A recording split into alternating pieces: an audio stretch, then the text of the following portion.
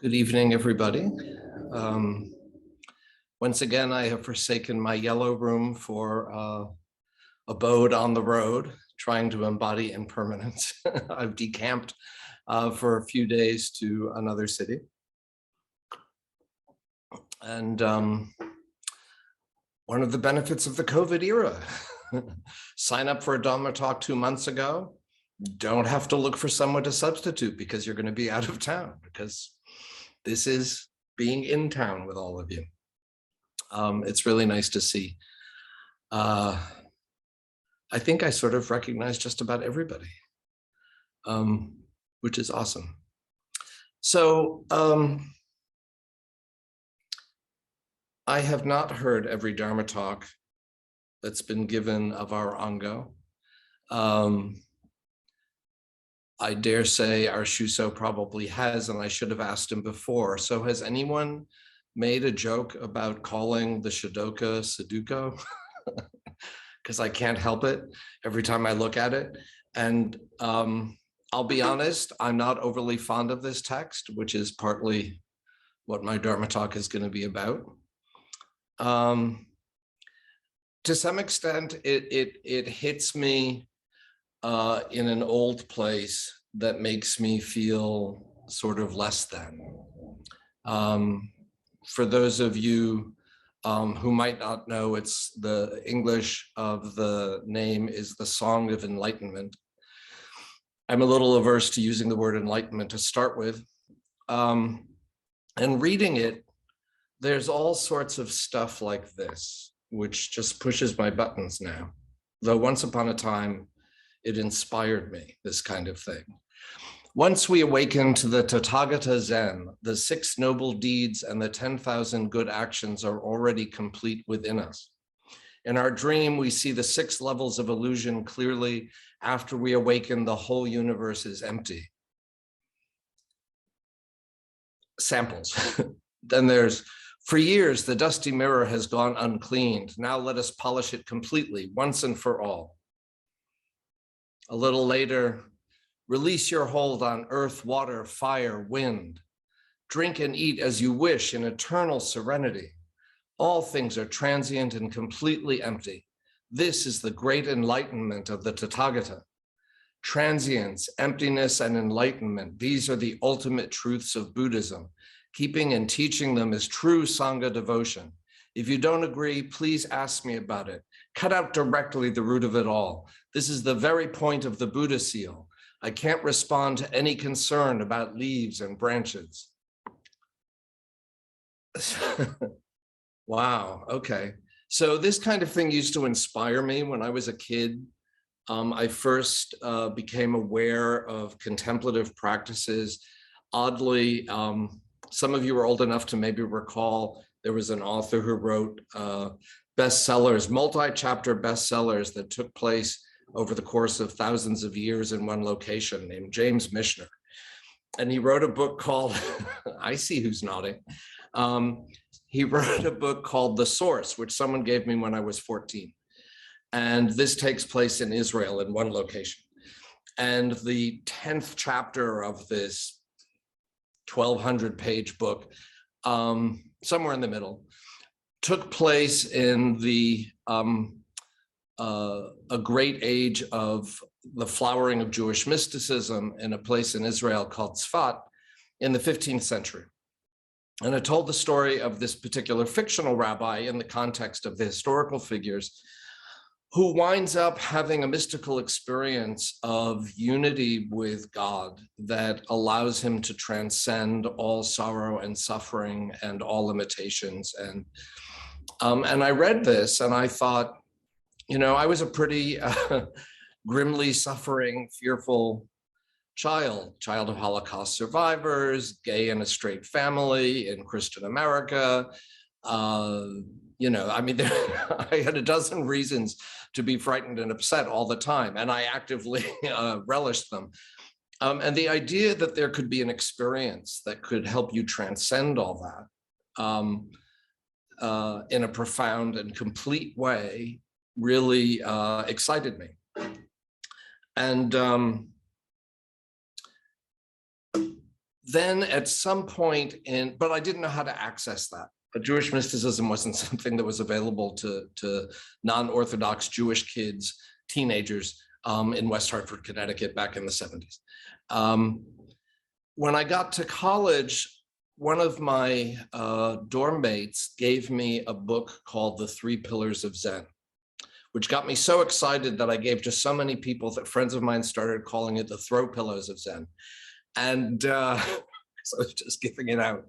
And by Roshi Philip Kapleau. And so I think it was first published in the 60s. It came to me in the 70s.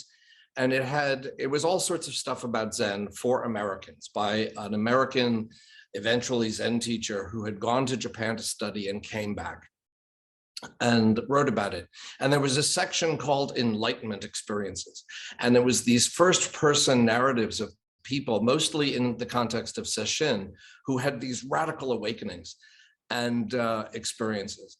And I just thought, oh my God, this stuff, it's not just like in The Source by James Michener or in the 15th century in Israel. This stuff is real and it could happen now. Well, at least it could happen in Japan. Maybe it could happen here. And he included some Americans just to sort of prod us. And so that's why I went into Zen, because I thought there is this moment of enlightenment that is obtainable, and that's what I'm after, and that's what I need. And what it felt like at the time was something filled with possibility.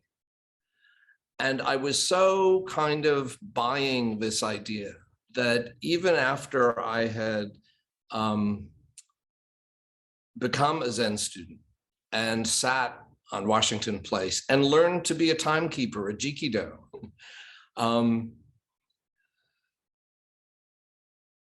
I can't see if Roshi is here. This is what was going on in my mind.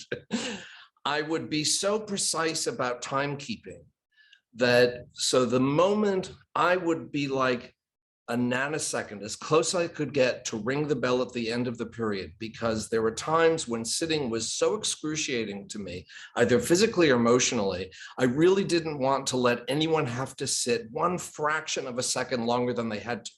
But at the same time, I never finished the session early, no matter how badly I was feeling or how I saw someone was squirming in some kind of agony, because I thought in that last second before the bell rings, someone might attain enlightenment and I'll have robbed them of the opportunity. So I eventually let go of these ideas. And the narrative for me in letting go of these ideas is that I wasn't diligent enough. I wasn't the kind of Zen student who showed up all the time, every opportunity. My home practice would come and then it would go. I would be diligent about coming to the Zendo and then I would not be so diligent coming to the Zendo. But I still had this idea and I still stuck with it. I still recognized that this practice was my practice. I had looked for this practice. I have lots of other practices, but this was sort of a core practice for my life, and essential and key. And it has been there for me to rescue me in all sorts of situations. And when I didn't need being rescued, just as an expression of, oh, life is fine. It's worked for me both ways. But the kind of texts that really spoke to me over the years weren't things like the Shadoka, where it's like enlightenment experience. Hey, I had it, you should have it too. It makes me feel like, well, maybe in another life, if I had been more diligent, if I weren't a Gemini with Virgo rising, if, maybe I'd be the person who gets to go sit in a hut in the woods somewhere, riding waves of bliss, but that didn't seem to be my life. And the texts that did speak to me were things that are just part of our service, the Heart Sutra, Oshariputra, form is no other than emptiness, emptiness no other than form. Form is exactly emptiness, emptiness exactly form. For someone like me, no, for me, This was a Zen practice I understood that could fill my life with intention and meaning. It was sort of like, it's not this, it's not that. I'm not looking for something that will just take me out of this. I'm looking for how to be here in it. And verses like this speak to me. The identity of relative and absolute. Ordinary life fits the absolute as a box in its lid. The absolute works together with the relative like two arrows meeting in midair. That's one of my favorites. But I wrestle year after year after year. I'm one of the longest sitting people in this Sangha. There's a handful of people who have been here longer. Most of them are teachers. I felt like I got bar mitzvahed. That's what I think of being Shuso. I got my Buddhist bar mitzvah when I was 26 instead of 13. And here I am. And I feel fine about that. But at the same time, sort of not fine, because I still carry this, am I living the life I aspired to in Zen practice when I first entered? And was that aspiration inappropriate or too much? Or did I just not step up to the plate? Or, I mean, all the ways in which I can beat myself up over the nature of my Zen practice. And I remember looking for signs that maybe I'm not falling short. Am I falling short? I went into Dokusan with Roshi, this was like 20 years ago, and was talking about samadhi. And I was like, I don't know that I've ever experienced a moment of samadhi. And the way I remember the conversation going was, she said, well, what do you think samadhi would feel like? And I was like, well, I don't know, but I don't think I felt it. And she said, well, samadhi is sort of not being present. So if you're not present, what are you going to feel? And I said, well, then how do I know? And she said to me, this I remember. She said, I know because how you are when you come in here, meaning into Dokusan. We were sometime later, I was her jisha at a retreat at Upaya Zen Center. And I was sitting, and there was a period shortly before midday where we sat down, the bell rang, and I swear only minutes had gone by, and then the bell rang again. And I thought to myself, that must have been samadhi. 25 minutes just went by like they were 3 minutes. That must have been samadhi. And I was so chuffed with myself. And because I was jisha, I had to participate in the noonday service. So we went out and then Roshi Jones said to Enkyo Roshi something about having to cut the period short for 5 minutes. And I totally convinced myself that, so, all right. So that's my Zen practice. Recently, I came upon this koan that gave me a different way to look at it. Book of Serenity, case 44, Xingyang's Garuda. So a Garuda is a mythical bird, this extraordinarily beautiful bird. And what they eat is they eat dragons, it's said in some traditions. A monk asked Master Xingyang Pu, a dragon king comes out of the sea. Sky and earth are tranquil. How is direct presentation? This is another one of those long koans where I look at it and I go, I'm never going to memorize this and I don't know what the hell they're talking about. I'm going to convey some of that experience to you by reading it. How is direct presentation when the dragon king comes out of the sea? The master says, the Garuda, king of birds, takes command of the universe.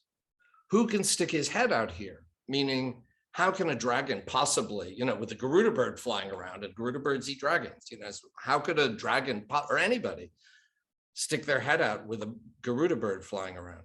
The monk said, suppose one suddenly appears, then what? And Xingyang says, meaning, what if a dragon does pop out? Xingyang says, it's like a falcon catching a pigeon. And what I would say to you is what Xingyang says, which is basically, if you don't get what I mean, go stand on that tower out there and watch until you see a pigeon fly by and a falcon just go, end of pigeon. If you've ever seen a bird of prey get another bird midair, the first time I got an impression of it was we had a peregrine falcon living outside our apartment a number of years ago, and we didn't see that, but we saw the explosion of feathers on the ground. And that's how we knew the peregrine was there and it was eating sparrows, because it was just feathers. So that's a Garuda coming down after this dragon. The monk said, if so, then I'll fold my hands on my chest and retreat 3 paces. Xingyang says, you blind turtle under the seat of Mount Sumeru, don't wait for another scarring from a rap on the head. What is this? So this is one of those things that for me, koans, that for me helps to know a little bit of the symbolism that we're talking about. A dragon is one of the things about dragons are they're symbols of enlightenment. And when we talk about a dragon coming out of the sea, well, what's the dragon doing in the sea? Can you see a dragon swimming in the depths? No, because the sea is dark. When the dragon is swimming in the depths of the sea, there is no light, there is no dragon, there is no waves, there's just change. In the identity of relative and absolute, it says the dark makes all words one. Enlightenment, we use the word light for enlightenment, but in some ways what we mean is darkness, because there are no distinctions. The identity of relative and absolute says the dark makes all words one. The brightness distinguishes good and bad phrases, the world of the absolute. The Garuda bird is soaring in this bright sky, and the dragon is moving in the dark, undifferentiated depths of awakening. And then with the sky and earth tranquil, the dragon pokes his head up and end of dragon. I thought, oh, that feels like my practice. The poem that goes with this, the imperial decree comes down, the commanding order is distinct. Within the heartland, the emperor, outside the borders, the general. The commentary on this explains it this way. The dragon leaves the ocean, the Garuda is in command. Once the commanding order from the emperor is distinct, meaning it's given, the lords and ministers establish their positions. They go and carry it out. The emperor can speak, the dragon can be awakened mind. But once it exits, it's not in the hands of the dragon and it's not to be found with the emperor. The action that carries out the command of the emperor happens out there with the generals. Another metaphor in the poem, a continuous weave under the loom. Naturally, there's a gold needle and jade thread. Think of that needle, that golden needle and the jade thread going in and out of the weave, appearing, disappearing. Or think about how the woof and the warp of a weave is the tapestry, the weave, or is it the woof or is it the warp? It's both. You can't have a tapestry without both, and totally mutually integrated.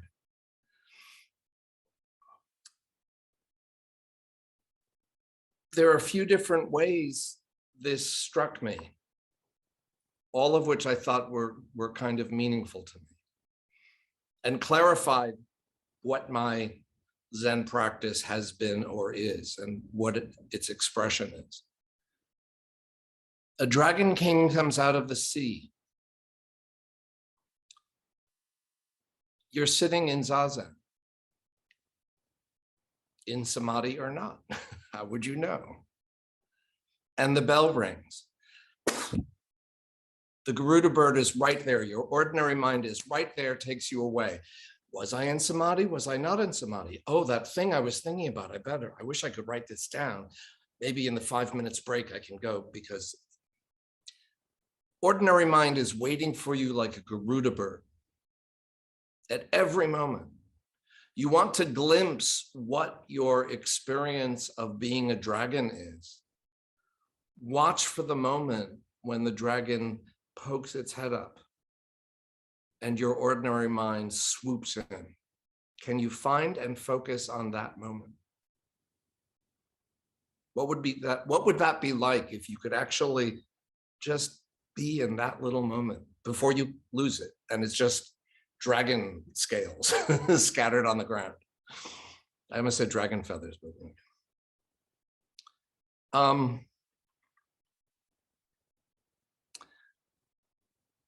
and the same thing in the course of sitting. Forget the end of the period, just in the course of sitting. You're there, you're not there. Do you notice that? Do you notice when the bottom drops out of the bucket? Do you notice when body and mind drop away? How can you notice it? Because when that moment comes to an end, there's the Garuda bird. Can you catch it? And there's the way that the Garuda bird, your ordinary mind, our ordinary minds, feeds on that dragon. It's not killing the dragon, it's feeding on it. And what happens in the next moment? Well, that's one of the miraculous things. Dragon goes back under, only to pop up again some other time. And I started to realize that over all these years of practicing, not practicing, being diligent, not being diligent, showing up, not showing up, my practice has been present like that needle, golden needle with the jade thread going in and out of my life. Or the dragon peeking up and coming down. I feel like I'm just Garuda bird. Ka, ka. But my life is the dialogue between those things because of my Zen practice. And perhaps more diligent practice, I would understand more or be able to speak about it more. But there are times in my life where it's not about my Zen practice. Many of you know the story of taking care of my mom for many years. That was not time conducive to getting to the Zendo on a regular basis. At this moment, I'm engaged in a whole bunch of scientific research, which to me is really some of the most important stuff I've ever done. It's really consuming. And at the same time, I'm trying to write a book, and I have a schedule where I'm supposed to write this book about the sort of things I talk about with you all, not infrequently, about complexity theory and stuff like that. That also is important to me. And it takes me away from my diligent appearance at the Zendo. But I realize none of these things would exist if it weren't for my practice, whatever it is, over time, coming and going, rising up, settling down. They're not two separate things.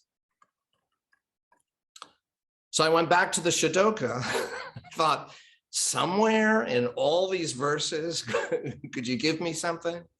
And I found this. To live in nothingness is to ignore cause and effect. This chaos leads only to disaster. The one who clings to vacancy, rejecting the world of things, escapes from drowning, but leaps into fire.